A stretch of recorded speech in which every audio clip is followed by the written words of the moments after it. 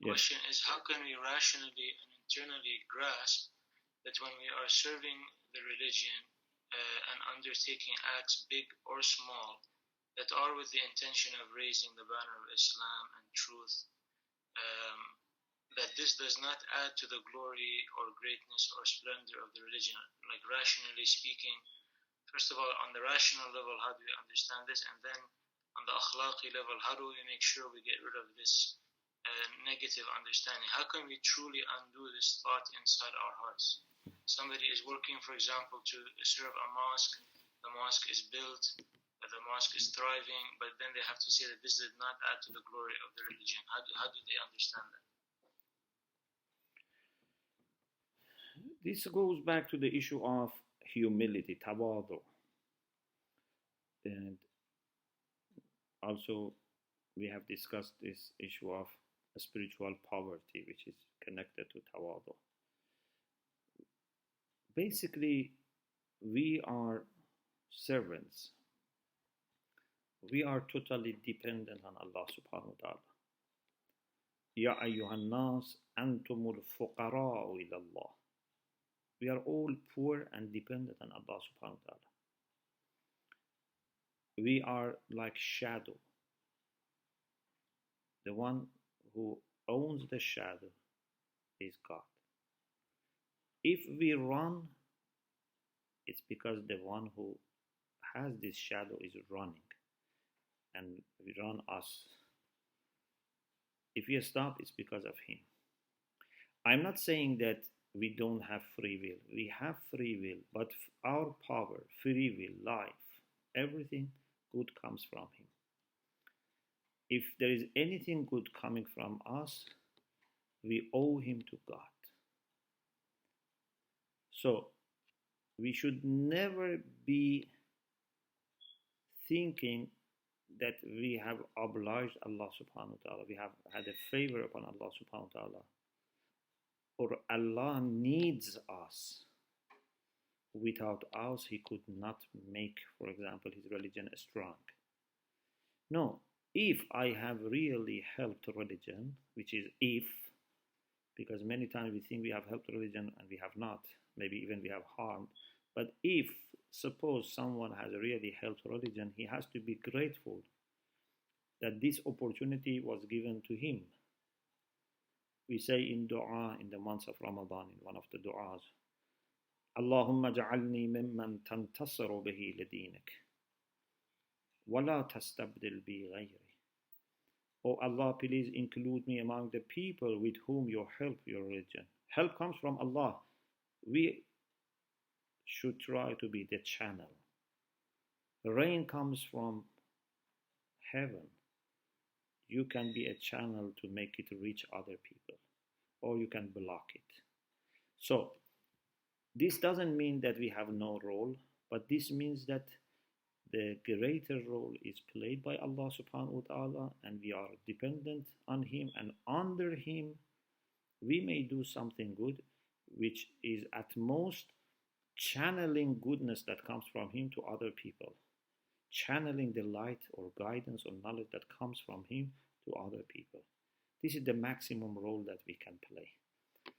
If we think more than this, if we think I have played, something great by myself, I am a great person, I have had a special role, Allah needs me, religion needs me, then that's a problem. Thank you so much, Sheikhna, for disambiguating these 2 points. And that's really very practical and helpful. Sure. This is another question relating to self-knowledge.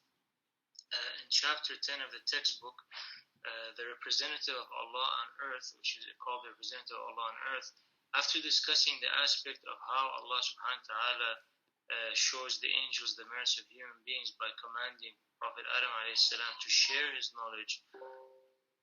Oh, sorry, this has been answered. Let's go to the next one under that. Okay, so how did angels know? We answered this. Yeah, the previous one we answered, but how did angels know that man will shed blood on earth? I answered this. I don't know, was here or somewhere else. Maybe I'm not. Maybe. Well, it's possible it has been answered. We'll look into it. Let's continue then.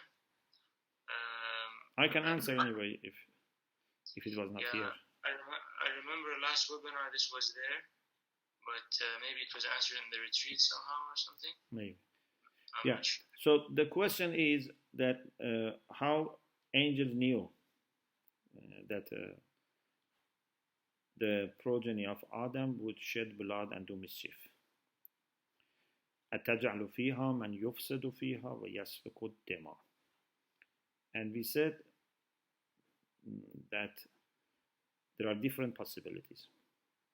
One is because angels, yes, maybe in the retreat someone asked me, angels knew the nature of human beings. They knew that they have aql and shahwa together, intellect and lower desires together.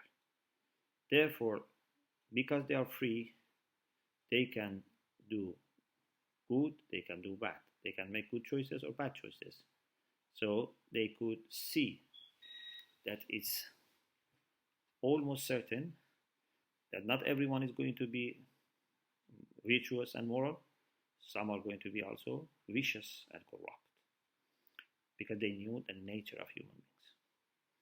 Some people say there were also other human beings before Adam. We can understand from a hadith from Imam Sadiq ﷺ that before this Adam there were many other Adams. So we are not surprised if some fossils or some bones of human beings are found which are dated much before Adam.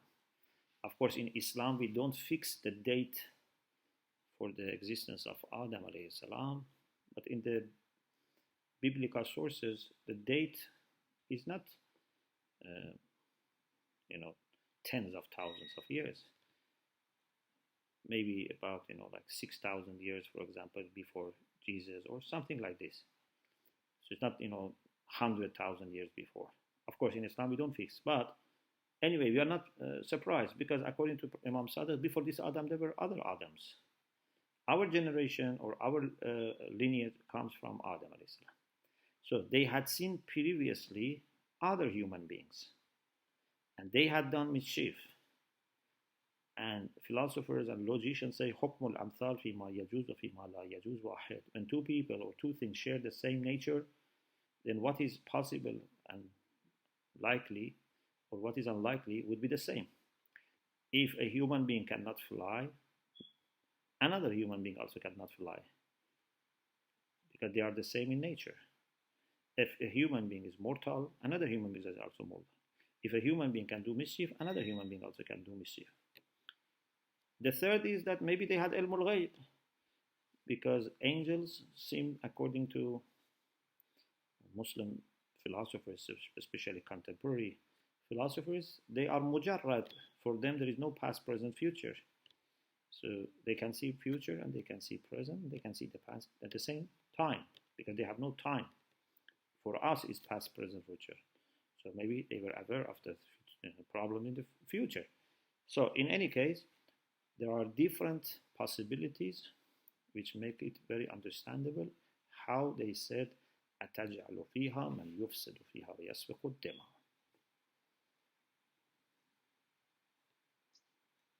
Thank you very much, Sheikh. You're welcome. This brings us to the part where we will go through the greetings. How much time roughly do we have